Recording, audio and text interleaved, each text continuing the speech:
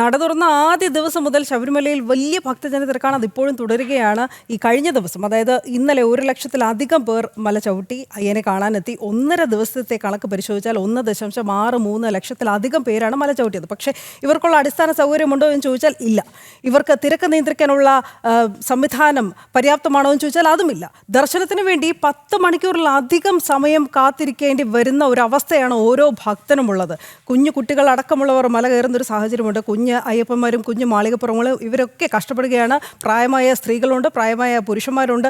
ഇവരൊക്കെ കഷ്ടപ്പെടുന്നത് നോക്കി നിൽക്കുന്ന ഒരു സംവിധാനമാണോ ദേവസ്വം ബോർഡിൻ്റെയും സർക്കാരിൻ്റെതും എന്ന് ചോദിച്ചു പോവുകയാണ് ഓരോ ഭക്തനും, ഈ വാർത്ത കാണുന്ന ഓരോ സാധാരണക്കാരും. എന്തായാലും ഈ മുന്നൊരുക്കങ്ങൾ നടത്തുന്നതിൽ വീഴ്ച ഉണ്ടായി എന്നതിൽ തർക്കമില്ല. ഇത് ഭക്തജനങ്ങളെ വലിയ ബുദ്ധിമുട്ടിലാക്കിയിരിക്കുകയാണ്. ഭക്തജനങ്ങൾക്ക് പറയാനുള്ളത് എന്തൊക്കെയാണ് നമുക്ക് കേട്ടു വരാതെ. வேஸ்ட் முன்ன மாதிரி பாத்ரூம்லாம் இல்லை. இப்போ வசதி நோ வேஸ்ட்டு. சாப்பாடு தண்ணி எதுவும் இல்லை. காலையில் 4:15 காலையில் சாப்பாடு கிடையாது, மதியம் சாப்பாடு கிடையாது. இப்போ சாயந்தரம்னா டிஃபனு கிடையாது. இங்கே எதுவும் தரல. தண்ணி கொடுக்குறாங்க. அது கூட தண்ணி குறைச்சல் தான். இங்கே உள்ளே வந்த பார்த்தா தண்ணி உள்ளே வந்த மலை ஏறி உள்ளே வந்த தண்ணி கிடைக்குது. வெளியில் நடக்க சொல்ல தான் தண்ணி வேணும். மலை ஏறி உள்ளே வந்து தண்ணி கொடுத்து என்ன பண்ண போகிறேன்? நான் மலை ஏற சொல்ல தான் தண்ணி வேணும். அப்போ தான் நாக்கு வரட்டுது. அப்போ தண்ணி தரலையே. உள்ளே வந்த மட்டும் ஏன் தண்ணி கொடுத்தாரா? It's a very bad maintenance. There is no washrooms. There is no facilities in Sabarimala. 10 గంటలకు వచ్చినాం స్వామి. 10 గంటలకు వస్తే కిలోనే నిలబడి కాలు నొప్పులు అయిపోయి ఎరకు భోజనం కూడా లేదు. 8 மணி நேரமா வந்துடுறோம். ரொம்ப கஷ்டமாக இருக்குது. இந்த 8 hour வெயிட்டிங். இல்லை 7 மணிக்கு ஸ்டார்ட் பண்ணுது. இது வரைக்கும் ஒரு தண்ணி இல்லை, சாப்பாடு இல்லை, ஒரு பிஸ்கெட் இல்லை, என்னமே இல்லை. எப்படி சார் குழந்தைங்களாம் தூக்கின்னு வர்றது? நாங்கள் ஒரு பாத்ரூம் வசதி கூட இல்லை சார். இது எப்படி இந்த கியூவில் வந்து எப்படி நாங்கள் வர்றது? காலையில் 7 மணிக்கு ஸ்டார்ட் ஆகுது. நாங்கள் பம்பாவில் இன்றைக்கி என்ன இப்போ 7 மணி ஆயிடுச்சு. இருக்குது 1 கிலோமீட்டருக்கு ஒன்று இருக்குது. போதுங்களா? அது 1-2 இருக்குது. போதுங்களா? ஒரு தண்ணி வசதி இல்லை. ரொம்ப கஷ்டமாக இருக்குது, சிரமமாக இருக்குது. இந்த கோயிலுக்கு வரலான்ற ஆசையாக விட்டுருச்சு. எங்களுக்கு ஆசையாக போயிடுச்சு. 12 மணி நேரம் ஆகும் சாமி. சாமி பார்க்கல 7 மணிக்கு ஏற்றணும். இந்த குட்டி சாமி எழுத்தின்னு இன்னும் நம்ம சாமி பார்க்கல. எங்கள் குருசாமி வச்சுன்னு நாங்கள் ஒரு 48 பேர் பஸ்ஸில் வந்தோம். இது தமிழ்நாட்டிலேருந்து வந்திருக்கோம், காஞ்சிபுரத்துலேருந்து வந்திருக்கோம். 7 மணிக்கு ஏறணும். இன்னும் குட்டி சாமி வச்சுன்னு போயின்னுக்கிறோம். இன்னும் சாப்பிடவும் இல்லை, ஒன்றும் இல்லை, எதுவும் பாத்ரூம் சரியில்லை. എന്തൊരവസ്ഥയാണ്. തമിഴ്നാട്ടിൽ നിന്നും കർണാടകയിൽ നിന്നുമല്ല, ഭാരതത്തിൽ നിന്നും മാത്രമല്ല, മറ്റ് രാജ്യങ്ങളിൽ നിന്ന് പോലും അയ്യപ്പന്മാർ എത്തുന്നുണ്ട് കഠിന വ്രതം തൊട്ട്. ഇവർക്കൊക്കെ ഇത്രയും അധികം മണിക്കൂറുകൾ അവിടെ ഒരു സൗകര്യമില്ലാതെ കാത്തിരിക്കേണ്ടി വരുന്ന ഒരു സാഹചര്യം എന്നത് അത് കഷ്ടം തന്നെയാണ്. അത് എല്ലാ വർഷവും തുടരുന്ന ഒരു സാഹചര്യം. ഇത്തവണ എല്ലാം ശരിയാക്കുമെന്ന് പറഞ്ഞ വാക്ക് തന്ന അധികാരികളൊക്കെ എവിടെ പോയി ഒളിക്കുന്നു എന്ന ചോദ്യം മാത്രം ബാക്കി. ഈ നമ്മൾ പ്രതികരണങ്ങളിൽ കേട്ടതുപോലെ അത് ഇന്നലെ രാത്രി നമുക്ക് കിട്ടിയ പ്രതികരണമാണ്. കാരണം ഇന്നലെ രാവിലെ 7 മണിക്ക് അവർ എത്തി. 12 മണിക്കൂർ അവർ ദർശനത്തിനായി കാത്തുനിന്നു. കുഞ്ഞയ്യപ്പന്മാരുണ്ട്. ഇവരെയൊക്കെ കൊണ്ട് ഒരു കുടിവെള്ളമോ അല്ലെങ്കിൽ ഭക്ഷണ സൗകര്യമോ വിശ്രമ മുറികൾ പോട്ടെ, അവരത് പ്രതീക്ഷിക്കുന്നുണ്ടാവില്ല. പക്ഷേ കുടിവെള്ളമെങ്കിലും ലഭ്യമാക്കേണ്ട ഒരു സാഹചര്യമില്ലേ? ഒരു കർത്തവ്യമില്ലേ? ദേവസ്വം ബോർഡും സർക്കാരും ഏത് മാളത്തിലാണ് ഒളിച്ചിരിക്കുന്നത്? ഈ ഭക്തരുടെ വികാരം അത് ഇന്നും തുടരുന്നൊരു കാഴ്ച തന്നെയാണ്. കാരണം ഇന്നും വലിയ ഭക്തജന തിരക്കുണ്ട്. അടിസ്ഥാന സൗകര്യങ്ങളൊന്നുമില്ല, കുടിവെള്ളവും ഭക്ഷണ സൗകര്യവും ഒന്നുമില്ല, തിരക്ക് നിയന്ത്രിക്കാനുള്ള സംവിധാനമില്ല. എന്തായാലും നമ്മുടെ പ്രതിനിധികൾ അരുൺ കൊടുങ്ങൂര്, മിഥുൻ മുരളി എന്നിവർ അവിടെ തുടരുന്നുണ്ട്. അവരിലേക്ക് തന്നെ എത്താം. ഇന്നും സാഹചര്യം വിഭിന്നമല്ല. രാവിലെ മുതൽ തന്നെ മിഥുനും അരുണും അത് പ്രേക്ഷകരിലേക്ക് എത്തിച്ചിരുന്നു. ഇപ്പോഴും വലിയ ഭക്തജന തിരക്ക് നിങ്ങൾക്ക് പിന്നിലായി കാണാം.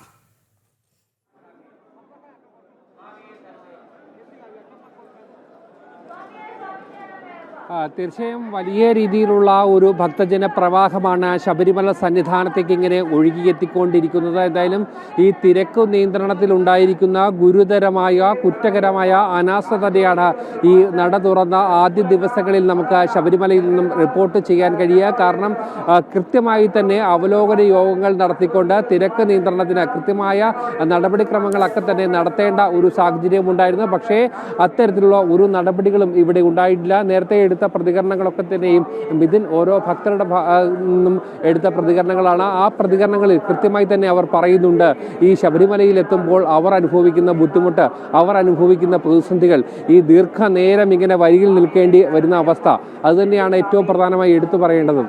ഏറ്റവും അടിസ്ഥാന ആവശ്യം എന്ന് പറയുന്നത് മനുഷ്യന്റെ അടിസ്ഥാന ആവശ്യമായിട്ടുള്ള വെള്ളം, ഭക്ഷണം, പ്രാഥമിക കൃത്യങ്ങൾ നിർവഹിക്കുന്നതിനുള്ള സൗകര്യം, ഇതൊന്നും ഇല്ലാതെയാണ് ഈ ഭക്തജനങ്ങൾ ഇവിടെ വലയുന്നത്, മണിക്കൂറുകളോളം കാത്തു നിൽക്കുന്നത്. മണിക്കൂറുകളോളം കാത്തു നിൽക്കാൻ അവർ തയ്യാറാണ്. പക്ഷേ അടിസ്ഥാന സൗകര്യങ്ങൾ ആയിട്ടുള്ള ആവശ്യങ്ങൾ നിറവേറ്റുന്നതിനുള്ള ഒരു ലഭ്യത ഉണ്ടാക്കുക എന്നുള്ളതാണ് വേണ്ടത്. പക്ഷേ അതിനുള്ള സൗകര്യങ്ങൾ ഒന്നുമില്ലാതെ വലഞ്ഞു പോകുന്ന തീർത്ഥാടകരെയാണ് കഴിഞ്ഞ 2 ദിവസമായി കാണുന്നത്. നട തുറന്ന ആദ്യ ദിവസം മുതൽ തന്നെ വലിയ തിരക്ക്, ഭക്തജന പ്രവാഹം എന്ന് പറയാവുന്ന തിരക്ക് ഉണ്ടാകുന്നു. ആ തിരക്കിന്റെ ഭാഗമായി പലയിടങ്ങളിലും ഭക്തജനങ്ങളെ തടഞ്ഞു നിർത്തി വെക്കേണ്ടി വരുന്നു.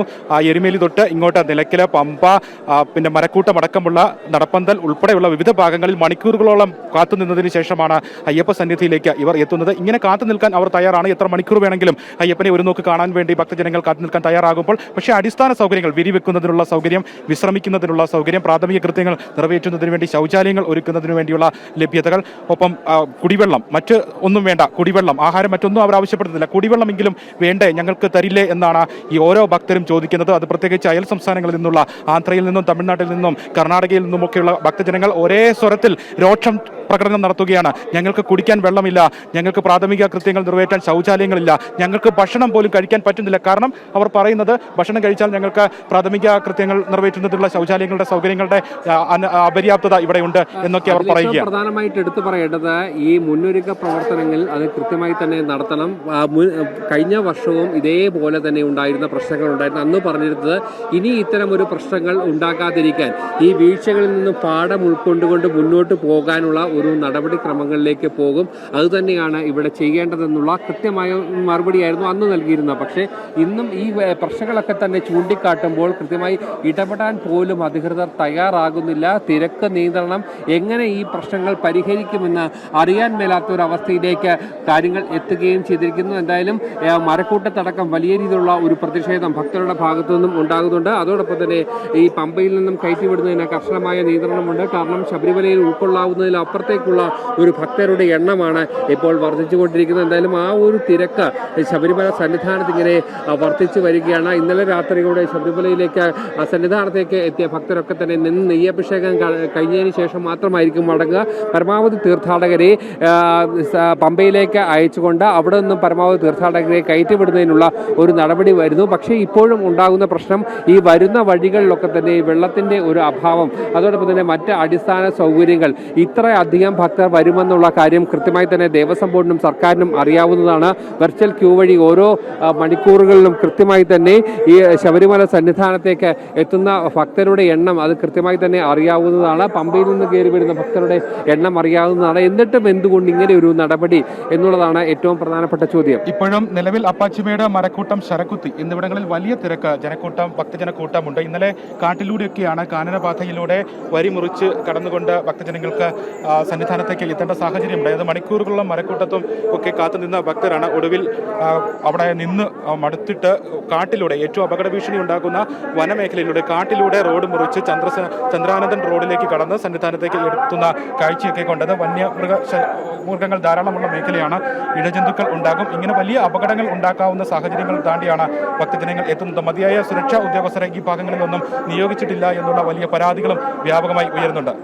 തീർച്ചയായും നട തുറന്ന ആ നിമിഷം മുതൽ തന്നെ ഇത്തരത്തിലുണ്ടാകുന്ന പ്രശ്നങ്ങൾ അത് കൃത്യമായി തന്നെ നമ്മൾ ചൂണ്ടിക്കാട്ടിയതാണ്. പക്ഷേ ഇതുവരെയും അധികൃതരുടെ ഭാഗത്തുനിന്നും കൃത്യമായ ഒരു ഇടപെടൽ ഉണ്ടായിട്ടില്ല. പ്രശ്നങ്ങളൊക്കെ തന്നെ പരിഹരിക്കുമെന്നുള്ള ഒരു മറുപടി മാത്രമാണ് അവരിപ്പോഴും നൽകിക്കൊണ്ടിരിക്കുന്നത്. എന്തായാലും ദേവസ്വം ബോർഡ് പ്രസിഡന്റ് അടക്കം, ദേവസ്വം ബോർഡ് മെമ്പർമാരടക്കം ഉൾപ്പെട്ട ഏറ്റവും പ്രധാനപ്പെട്ട ആളുകളൊക്കെ തന്നെ ഈ സന്നിധാനത്ത് എത്തിയിരുന്നു. അവർ കൃത്യമായ ഒരു ഇടപെടൽ ഈ വിഷയത്തിൽ ഇതുവരെയും നടത്തുന്നില്ല എന്നുള്ളതാണ് ഏറ്റവും പ്രധാനപ്പെട്ട കാര്യം. അനു, തീർച്ചയായും മണ്ഡലകാലം കഴിയും മുമ്പ് എങ്കിലും ഇത് പരിഹരിക്കുമോ എന്നുള്ള ചോദ്യമാണ് സാധാരണ ഭക്തർക്കും ജനങ്ങൾക്കും ചോദിക്കാനുള്ളത്. അരുൺ, മിഥുൻ.